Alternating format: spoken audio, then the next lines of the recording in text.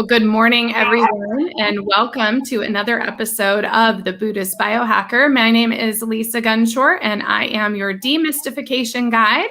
And welcome to my YouTube channel. If you have not yet subscribed to Buddhist Biohacker, please do. We have thousands of hours of content on here for you guys. So welcome in. We survived the new moon and the solar eclipse, so we are through eclipse season, and I saw a lot of posts on the Ajata Casa app with a lot of you that did not sleep.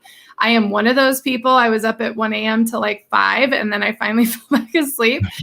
So I promise I will pop in and talk more about that later today. But we have Cairo back with us again this month to do part 2 of mental wellness. And Cairo, welcome in. It's such an honor and a joy to have you back a second time this month. Thank you so much for having me again in such a short period of time, Melissa. It feels so good to be back again. Well, it's such a powerful subject, Cairo. Like, everybody was so excited with so many comments about this, and mental wellness is so front of mind for so many people after this last year. So I am stoked to have you back. So thank you for facilitating this, Lisa. It's amazing. If it weren't for you, I wouldn't be able to be here doing what I'm doing. Thank you so much. Oh, you're welcome. We need you, Cairo. I mean, we do. I mean, I learned so much the last time you were on, and I'm so excited today too. And I think everybody who's joining in the live, before we dive in, you can ask questions to Cairo anytime during the show. So please throw those in, throw your questions in. I'd also love to hear how you're feeling after the new moon yesterday. I'd love to know where you're from, all those good things. You guys can throw your comments in. But Cairo, let's dive in. I've got my journal. I'm like, it's right here. Hold on. I put my face in the camera. I've got my journal. I'm ready to take some notes. Yes, absolutely. After last time, I've also got lots of people asking questions and good feedback, very encouraging feedback. And I was happy because it's a nice combination of things. I'm here talking about one of the most fascinating aspects of Chinese medicine, of energy and everything applied to something very precious, which is our cognitive function, our brain, our memory. I decided to do a little review, recap for what we spoke last time before I start with the subject I was planning to talk about today. Is that okay? Yeah. Yes. So basically the title is Memory and Cognitive Function in Chinese Medicine. Of course, this is such a vast and fascinating subject that I could be here hours and hours talking about this and not getting to the end. It's a never-ending story. But I would like to share what I'm about to share, and I started last time, is some of my experience, something my hands-on, the things I see, my practice on a daily basis or on a regular basis. And one thing we talked about last time is that about the memory. Started talking about the memory. It's a forms of retrieving the memory, forms of restoring the memory. Some of us are more visual, such as myself, like a photographic memory. If I see something, I tend to retain. Even if you tell me something, if I imagine it written on an invisible board, I tend to retain that information. But some people are more auditory. Some people are more, it's so, thank God, there's some variations. It's not so monotonous. But the most interesting thing is, I started talking about last time, is one of the most powerful ways or form of storing and retrieving is the smell. The sense of smell is so strong, so powerful. And that's particularly important from 0 to 10 years of age. During that period of time, that's most of our memory is associated with the smell. We can, the babies can smell dangers, can smell comfort, the mom. So it's something it retains, so much so that when we are, if we smell something, if we have this aroma, it brings back our childhood like this. And I use the example of baking, walking through a bakery early morning as I was very young, and the aroma of freshly baked bread is still with me to this day. And it's a good memory, it's a good association, right? But when the smell goes to the brain, it goes. There are two main centers. I call two filing cabinets. One, it's when this filing cabinet they store just information, some just facts, yeah? And the other one is more information plus emotion attached to it. Right? Those would have emotion attached to it. Those are the ones that keep coming to us, that keep affecting us in many ways.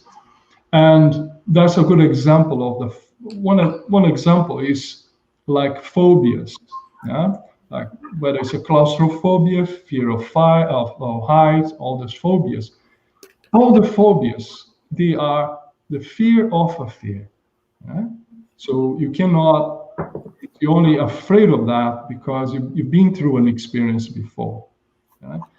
So that emotion is attached to this information and stays there until one day, if you find ways, which I'm going to share with you today, means of eliminating this memory, especially if this emotion attached to a memory, especially if it's not a good one, of course.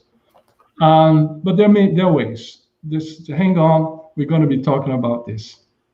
The other subject that we talk about, which is the core of what I'm sharing with you, is that in Chinese medicine, we don't have only one memory center, so to speak. There are, in fact, three memory centers. One is the heart. So according to Chinese, the heart stores long-term memory, right? So memory from way back in the past, right? The kidneys store short-term memory, the day-to-day memory, that's to do with kidneys. And intellectual memory of numbers, names, intellectual in general, has to do with spleen.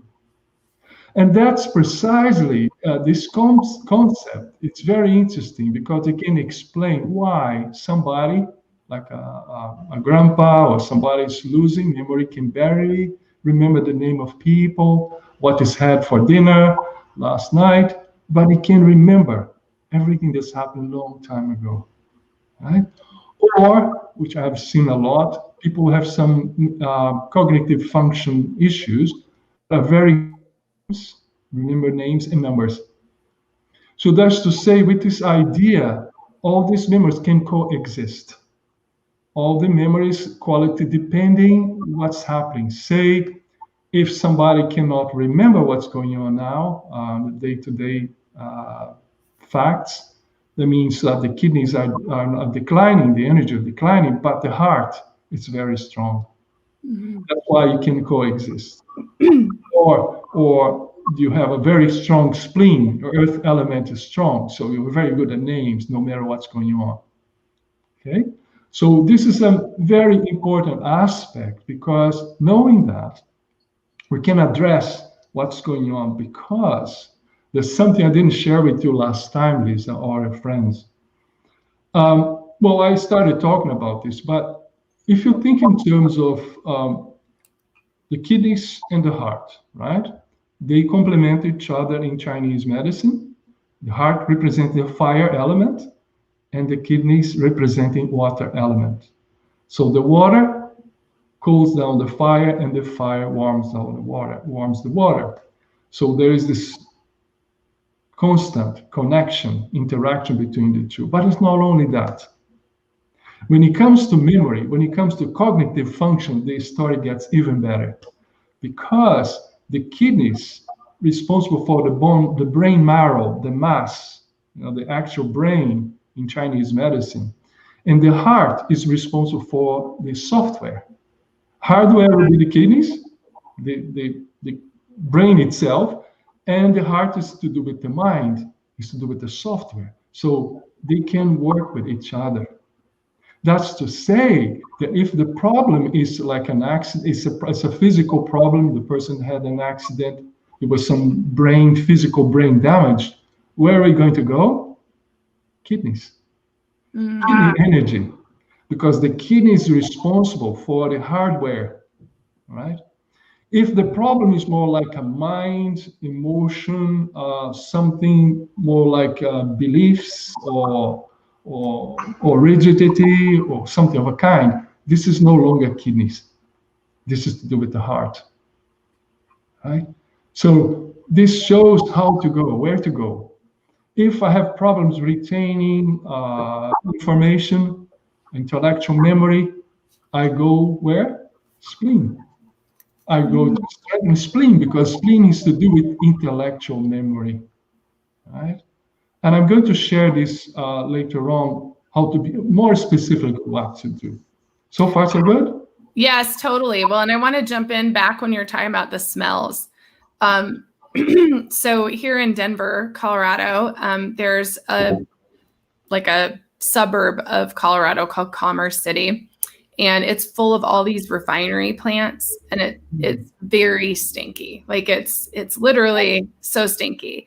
And I have some of my most vivid memories as a child that I can just remember like that are when I was driving. My dad's office used to be in Commerce City, and so we would drive there when they had to work on the weekend or whatever. So both my parents worked there.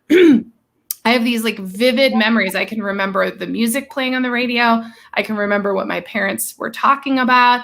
I can remember, all sorts of things. And I swear it's because of that stinky smell. So when you said that, I was like, oh my gosh, that's so validating, because I just have these like really strong memories as a kid when we were driving to that office, like more than anything else. And it's because of that. And every time I smell it, like if I have to drive to that part of town, I immediately remember all of that. Yes, yeah, it's fascinating. The reason being is the smell is the only sense that is connected directly to the brain without bypassing for other parts of the brain. It's directly from olfactory bulb directly to the memory centers. So there's no, it's a direct connection. And it's okay, harmless if it's just a memory. But if sometimes when there's emotion that is not quite happy, so that can play that may be sometimes a bit hard. Every time you come across the smell or something, that reminds me of something that is not very, very happy. But then again, there's something we can do about it. It's interesting because you can use that in a very positive way. If you like, for instance, people have PTSD, post-traumatic stress disorders. Sometimes we know that through studies that the memory of, let's say, somebody was in a car accident or something like that. It was fine, suffered it was treated and it's fine. Then you have the person that found out about it, the family, they closely associated with those people. And you have a third row of people, the friends of people that found out about it, but they have no necessary connection with the people. They actually experienced that. We know that the closer you are to the fact that cause the stress, the emotion, the least you can remember details. Oh, because wow. you have that impact so big, so you remember vaguely, but the emotion overwhelms everything. It's like this surcharge. The people that are related to the subjects that experience that situation, they still have that impact, but they remember more details, right? And the people on the third row, they have nothing to do with the subject necessarily. They can remember all the details by reading. So there's a degree of retaining the memory, of retaining that information. This is fascinating. Actually, this was a study being done after 9/11. Somebody did that over a period of time, and then it's exactly like that. And the interesting thing is that if by any chance you had an accident or you have some trauma or situation, and it was a smell somewhere involved into that that's even more powerful. Wow. So every time the person comes across that smell or smell it again, it brings back much faster. But in that case, it's not uplifting, to say the least. And in that case, there are things we can do about it. Mm-hmm. So nothing's too bad. Right? Yeah. So that's to say we can coexist. Different memories can coexist, depending what's going on with us, depending if it's hard to do, it's to do with the kidneys or spleen, we can work with that. But then we started talking about neurodegenerative disorders, like cognitive disorders such as Alzheimer's, Parkinson's, and dementia. Basically, in Chinese medicine, Alzheimer's is more like everything it's like blocked inside all the senses. You're not receiving, you're not giving. It's blocked, and it's in Chinese medicine has to do with the kidneys and spleen not working well, so the movement of fluids are impaired. The next step it creates mucus, and the next step it creates what we call phlegm. Not necessarily the phlegm as we know it, the phlegm as you call it, but the phlegm like some substance that's sticky, heavy, and blocks the senses. Hence, we can call different things, but basically, it's a phlegm issue, right? Coming, associated with kidneys and spleen. Right? Parkinson's is different. Parkinson's is to do with the loss of dopamine producing neurons. So the chemistry is not well, but not flowing. But in Chinese medicine, it's to do with the liver. Because anything to do with movement, like shaking or rigidity, this is a liver issue. Right? Liver issue. Now, I can go one notch higher, which I didn't talk about last time. This is my own experience. I may be wrong. But Parkinson, especially this rigidity we're talking about, also comes along, or has something to do with rigid beliefs. If the person is very rigid in his or her beliefs, that makes you prone to liver issues that could lead to this kind of thing, right? And the best way to preventing this is to just, once you realize that that's happening, or this is happening in your family, or you're concerned that this might happen to you, movement, dance, swim, the qigong, anything that involves movement. It's the best thing you can do. I remember way back when my mom was in the 80 something, her memory wasn't 100%. She was losing a bit of her memory. I thought, what can I give her for Christmas? I was going to Brazil for Christmas. And what can I give mom for Christmas? And I was talking about, do you know what I did? I bought 2 pair of boxing gloves. She would never go. Of course, I tried to do something more feminine, like pink, with that punching ball. Made a nice packaging, took it to Brazil, and Christmas. She couldn't. I asked her, "Can you guess what it?" She not in yes, she could guess what I was. But because of this movement, when you do movement, especially involving 2 limbs, either the legs or arms, you activate the 2 hemispheres at the same time. And then my brother and my sister organized that in a way that she could have the ball and she could play with that. And it was tremendous. So Parkinson, rigidity, shaking, best thing, movement. It's like an antidote. Okay? Okay. Now, another thing we talk about, which is fascinating, I use and recommend all the time, is since the memory is associated with the smell, it's essential oils. They're the best therapy for cognitive function, both to retrieve or to work with this. Essential oils are fantastic. Now, I have many cases, not only myself in my practice, but from friends using essential oils or therapists with amazing results.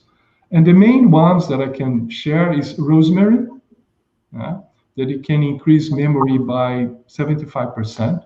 But just having rosemary around, it's, putting some smell, rosemary oil where you can smell, or drinking rosemary tea. The other one is sage. Sage is very good for memory, and especially, in the case of Alzheimer's.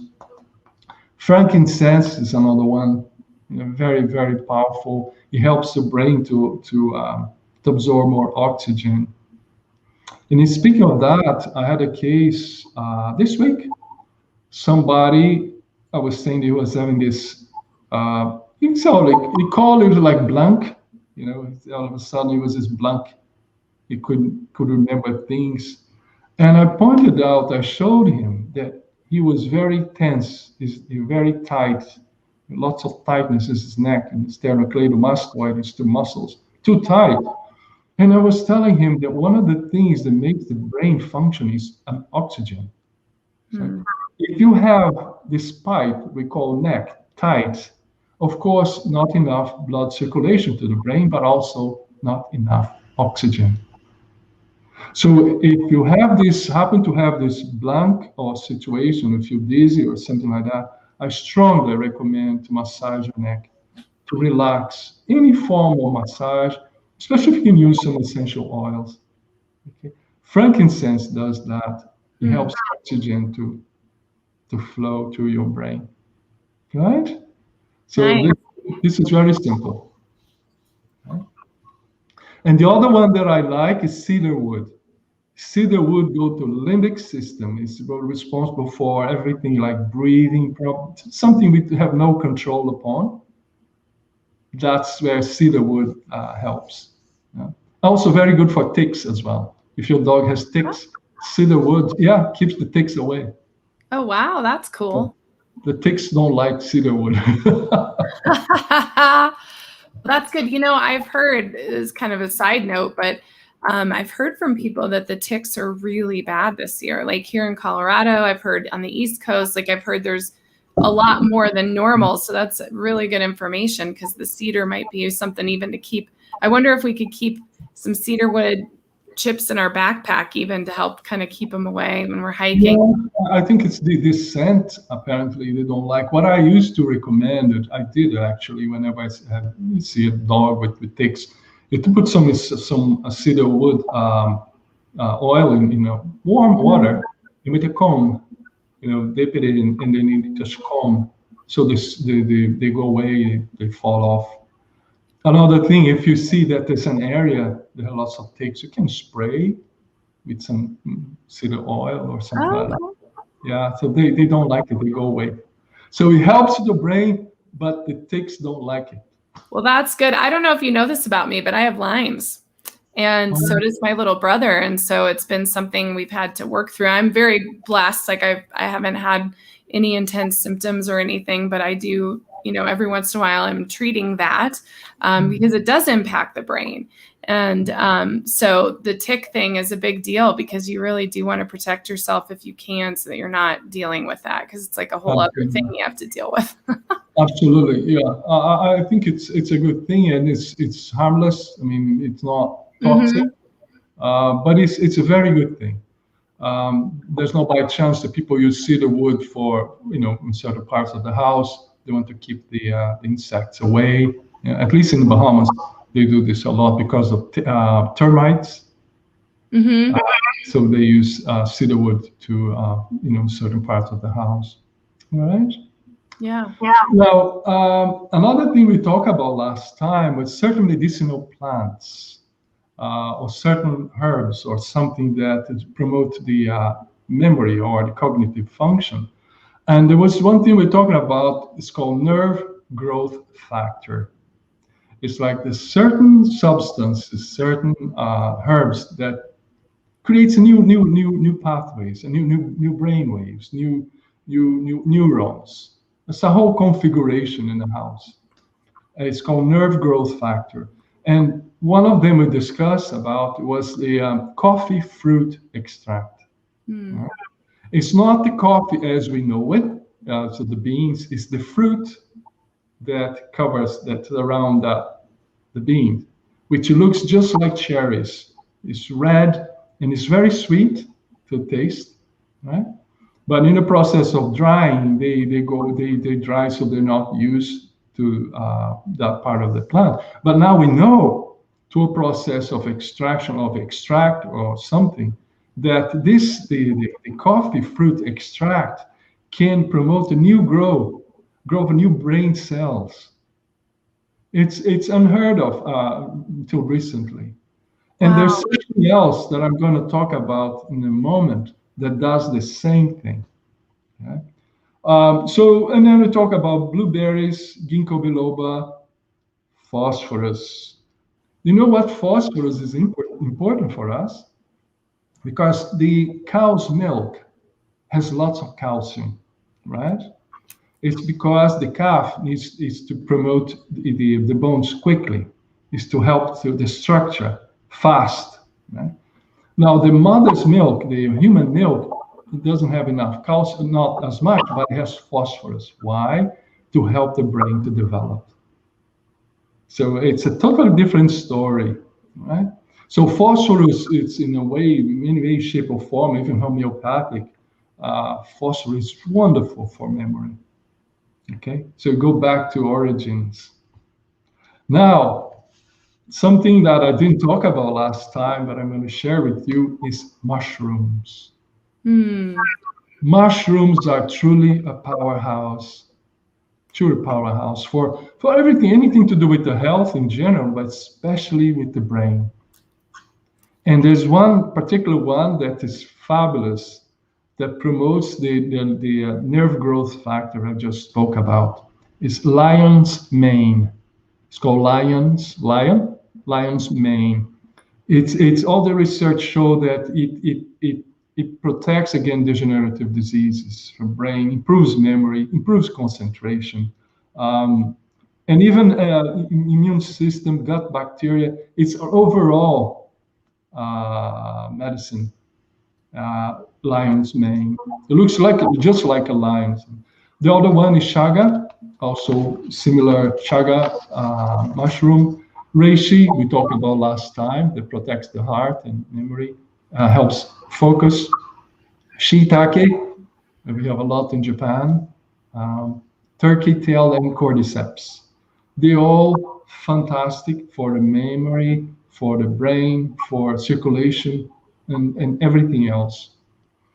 Yeah, go ahead. Well, I just have a question. How do you prepare the mushrooms? So I was at the farmer's market on Sunday, and there was a mushroom booth with like the most beautiful array of mushrooms. They had everything you're talking about and more. I mean, they just had incredible fresh mushrooms. And I was like, I went to culinary school, so to cook them, to eat them is one thing, but like, how do you recommend? I mean, I know there's the teas and things, but what are some things we can do to prepare them to get the most out of them? Do you know?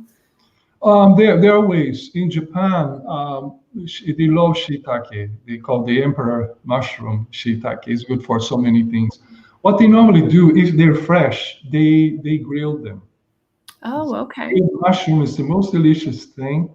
It's wonderful. Of course, they put a little bit of soy sauce or tamari or something like that, but it's delicious because of the texture. Yeah, they use a lot in soups because most of the mushrooms that come to us, they are dehydrated. So if you go to a Japanese or Chinese store, they are in bags, they're dried, right? So you leave them soak for a while, and the best thing is when you make some sort of soup, especially if it involves a little bit of seaweed. Because seaweed, as we discussed last time, is wonderful for the kidneys. And knowing the connection, kidneys and brain, weeds play a very important part. So you could cook them like a soup, or nowadays you can find extract. If you look for, there's some good qualities, like a mushroom extract. You can have them like powdered form. I'm I like teas. I like liquid extract because act faster.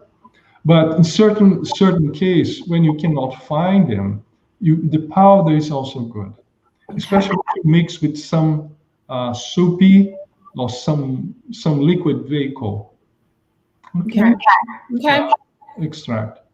But basically, if you find a nice shiitake mushroom, you want to do a barbecue. It's a one. Okay. It's the Japanese way.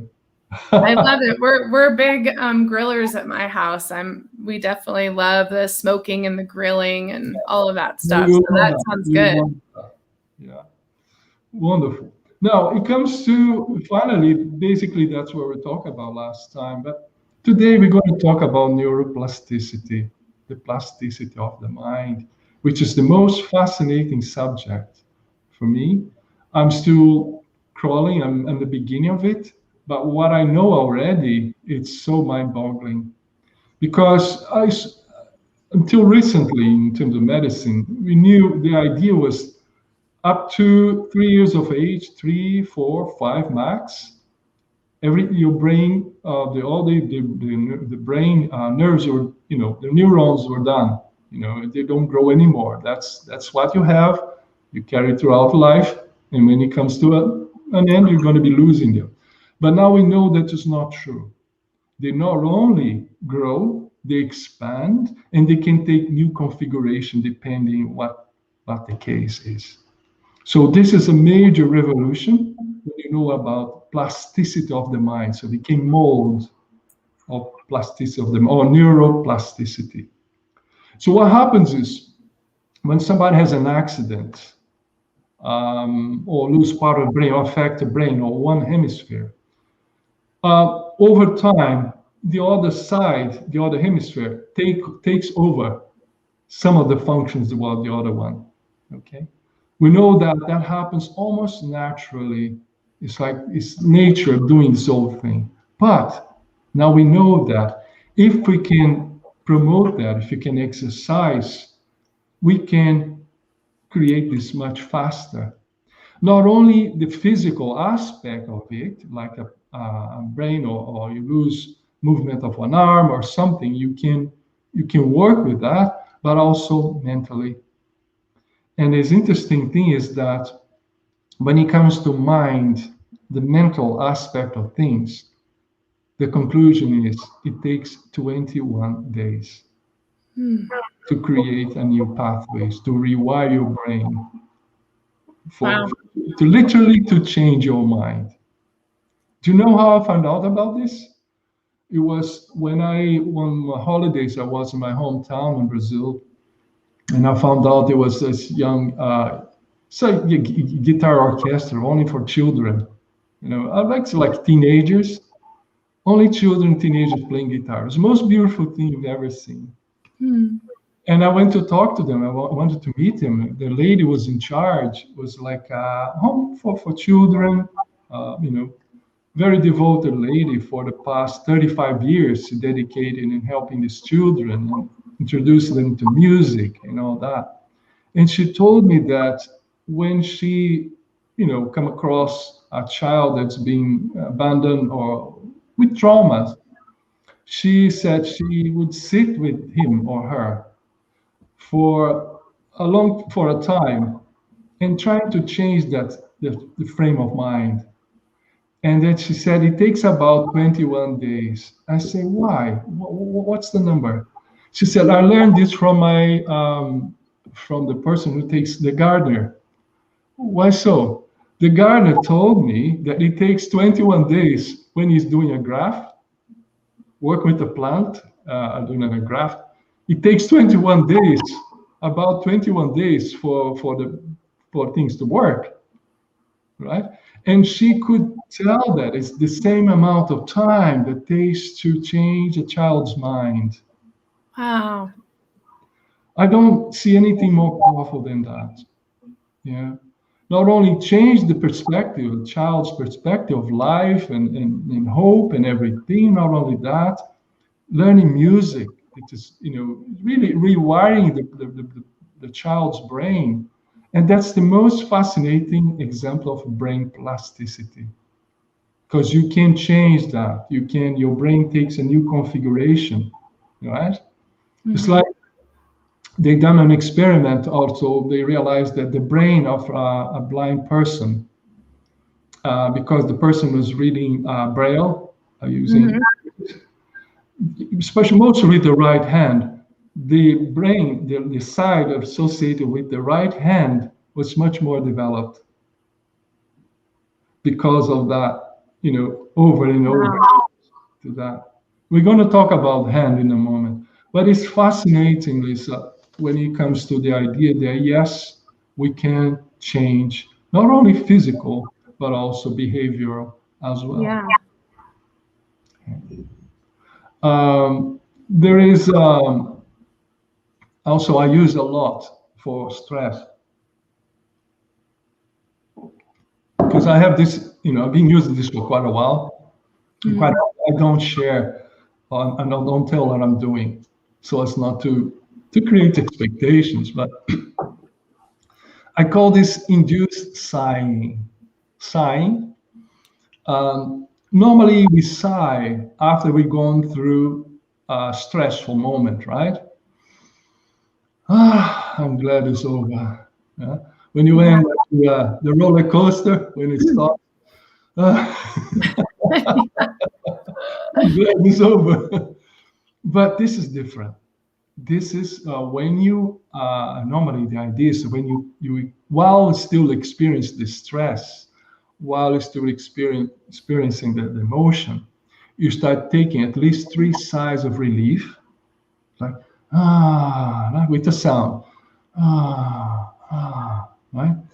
By doing that, you trick your subconscious mind into thinking that it's not a big deal, right? So next time you come across the same situation, your reaction is going to be totally different. Wow. Say if you're your dentist waiting room, waiting for your time, it's a good time to start sighing of relief, this, because when it comes your time, you'll be much more prepared for whatever comes. Yeah. So this is a very simple example of neuroplasticity. You're creating new configuration. From here, it doesn't need to be there necessarily. It can be somewhere else. Mm-hmm. You're rewiring your brain, right? The other one that I use a lot for people who have some issues, resentment with a person, and see what can I do. I normally suggest the person to get the photo, if possible, the photo of the person in question, and another photo of the person or the pet, some that she loves the most in this world, being a family member. And she's going to spend some time looking at the photo of the person or the pet she loves the most in the world. Stay there for a while. And then all of a sudden you shift. Put in front of her the picture of the person she doesn't go along with very well. She keeps doing that. I tell the person to keep doing that. And what happens is very simple. It's a chemistry. When we are looking at or in front of with the person we love the most or the pet, there's an amount of oxytocin, which is the love hormone pouring all over you. The brain is releasing that. So when you shift to the person you don't like very much, it's too late. The love hormone is already pouring. There's no time to shut it down. It's just like a trick. So if you keep doing that, that is going to change completely the relationship. I come up with this by observing certain aspects of behavior aspects. So it works beautifully. Yeah? But the hardest thing is to get the person to find a photo of somebody she doesn't like. Or yeah. See if you can. Now internet is easy, but anyway. But this is another form of plasticity. You change your perception. In this case, it's hormonal. It's a feeling thing. It's not structural. It's not that you have a problem with your brain or This is more related. There's another one that I call play it again, Sam.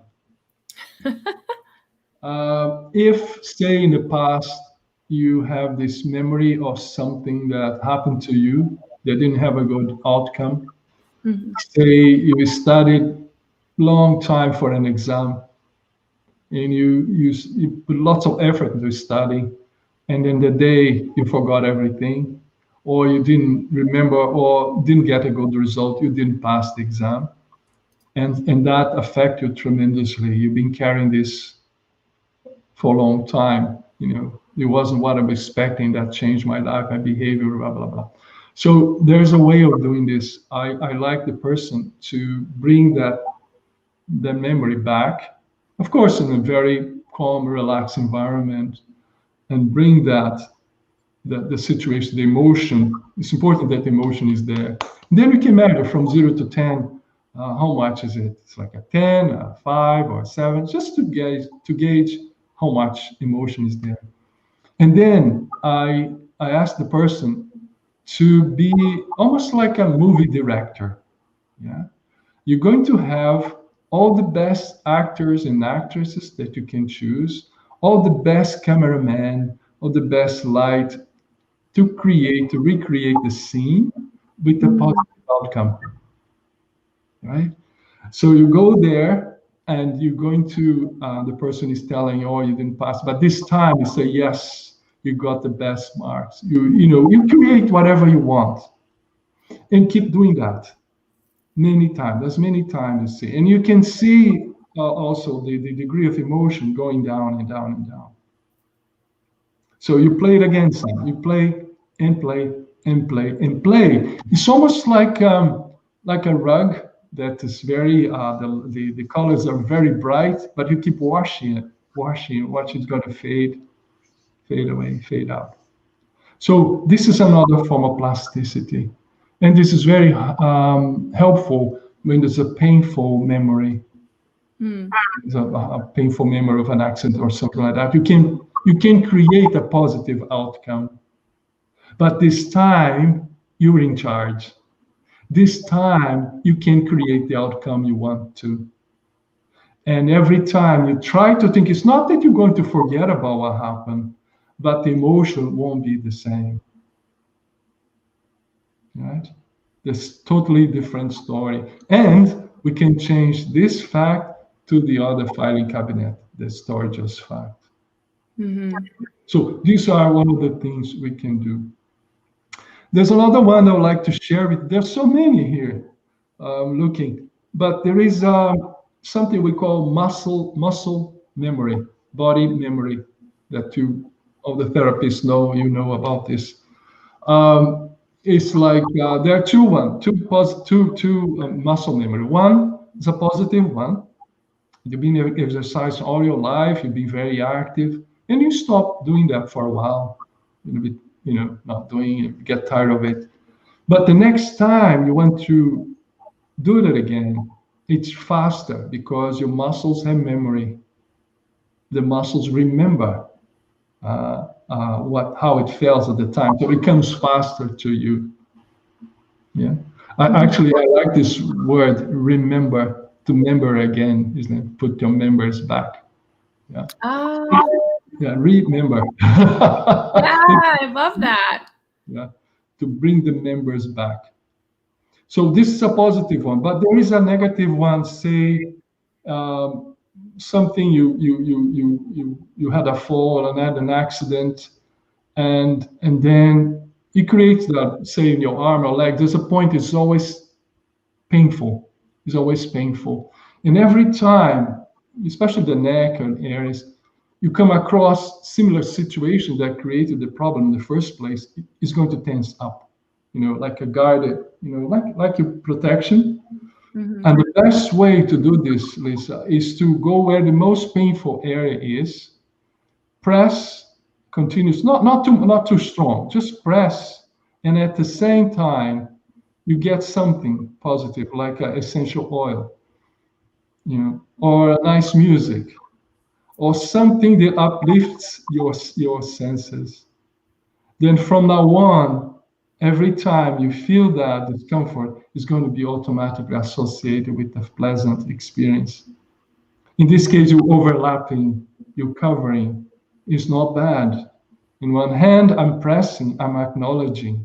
And the other hand, I'm infusing this memory with something positive, which is wonderful. It works beautifully, you know. It can be a music, it can be anything, or a nice ice cream or chocolate while you're doing this. Ah! Something that makes you happy. Okay. Now there is also one thing that how much time do we have? We still have 15 minutes. Okay. A little under 15 minutes. Yeah. There is one experiment they did in a while ago in the Silicon Valley for all the people that have nothing to do with meditation, nothing to do with just numbers and computers. And the idea was they stayed 21 days again, just practicing, like, say, a 5-minute meditation. Focus on something, a flower or whatever. It's a very simple form of meditation for 5 minutes for 21 days. Some people even did 2 minutes. 5 minutes too much, too long. And they realized that they could rewire their brains. Just that. Just 5 minutes every day of meditation, focus on something nice. And they get better memory retrieval, feeling better about themselves. Something small, but again, rewiring the brain. Mm-hmm. And what I'm trying to convey is not something impossible. It's not climbing the Mount Everest. It's attainable as long as you put your mind to it. And the only thing that requires when you're working with the rewiring, neuroplasticity, rewiring your brain is commitment. It's important to stick with it for a while. Okay, that's when you bring things to change. The other one is another thing that I like to share with you is the hands, the importance of the hands in our brain, in our memory. Have you noticed how memorized a baby is with their hands? Mm. They look in, they keep looking at their hands, the movement, and that's precisely these people who study this, the brain development. They realize that the main thing that happens is by working with the hands, it helps to develop the brain. Mm.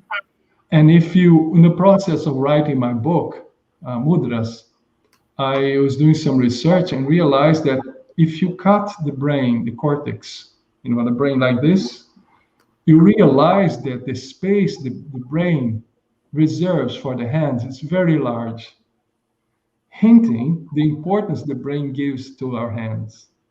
Mm. Not only that, the space for the thumb, the space for the thumb is huge.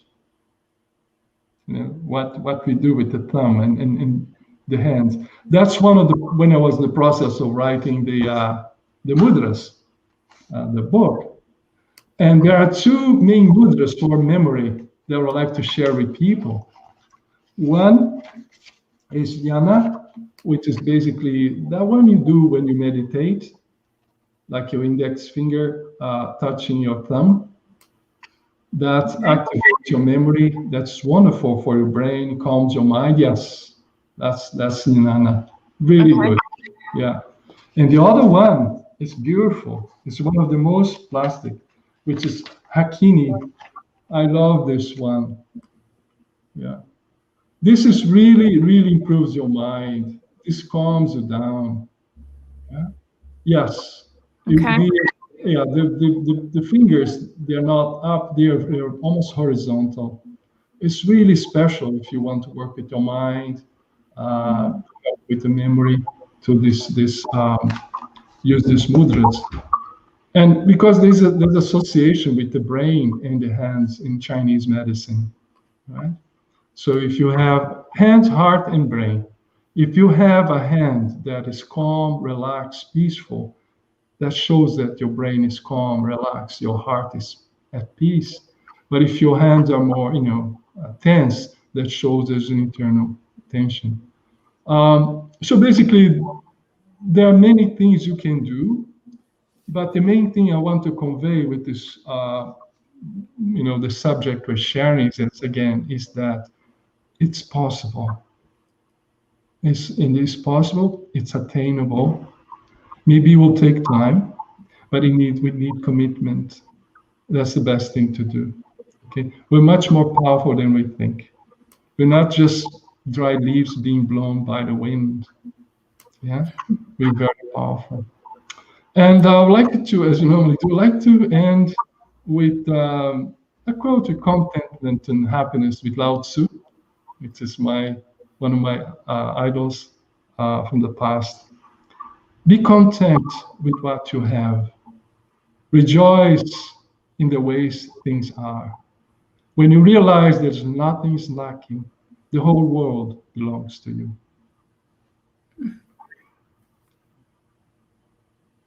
Okay. That's amazing, Cairo. I love what I love the whole everything you've taught, but just reminding all of us that, we have that power to heal ourselves and to support ourselves, and not to, when I was dealing with all of my neurological issues, it was scary and it was hard, and I was told maybe it would be that way forever. But I just didn't believe it. And I don't have any of those issues now. And I think it's that reminder that we have the power to heal ourselves, and that there's all these incredible techniques and supports out there to support us to get where we need to be, and that you don't have to settle for being unwell. Yes. And then this one thing, as I said before, we have this amazing capacity of healing ourselves. It's something we came with. It's part of our tools that we came with it. It's sometimes, but we need a little information, a little help here and there. But we have that, and it's very important to accept that as a fact. I'm not going to use the word belief, but because belief is something we believe, but it's not a question just taking it as true. It's not the belief anymore. It's being sure that this is happening. And basically, everything in life is a question of timing.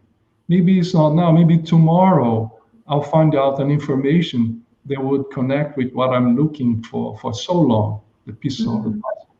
Yeah. But this doesn't stop me from looking for using what I have, playing with the cards the universe has given to me. But there's lots of ways, and especially when it comes to energy aspect of things. Mm-hmm.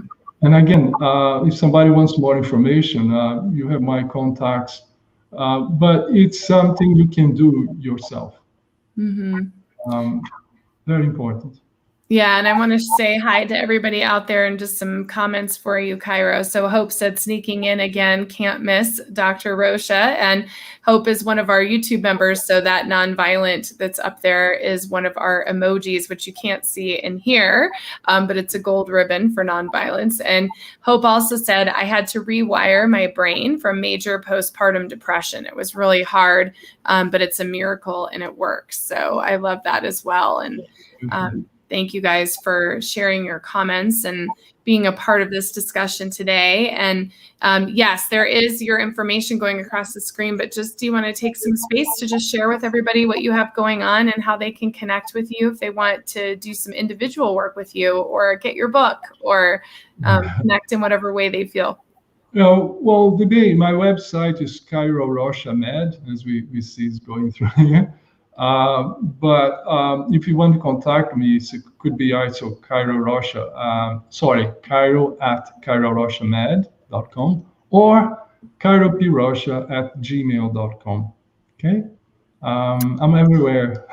Contact me. Well, this has been just a treat. It's been a treat to have you twice this month. And this is definitely a hot topic for everybody in the community. So thank you so much, Cairo, for spending the extra time and energy to teach us all of these incredible things about our brain. Thank you so much, Lisa. I would just say I'm the happiest when I'm able to share some ideas with people. But yeah, thank you so much for opening the space and facilitating this process for all of us. Oh, thank you. And Kathleen also says, thank you, Cairo. And thank you guys so much for watching and being such a great audience. And Cairo's back soon, so don't worry, he'll be back again. And I am back in 1 hour at 1 o'clock Mountain Time with Deanna Hansen, the founder of Fluid Isometrics and Block Therapy, and April Meganson, who is a yoga therapist. And we're going to be talking about how to create space for grace in your body and in your life. So thank you, Cairo, and I'll see everybody back in about an hour. Take care. Bye-bye. Bye, everyone. Thank you. Have a great day.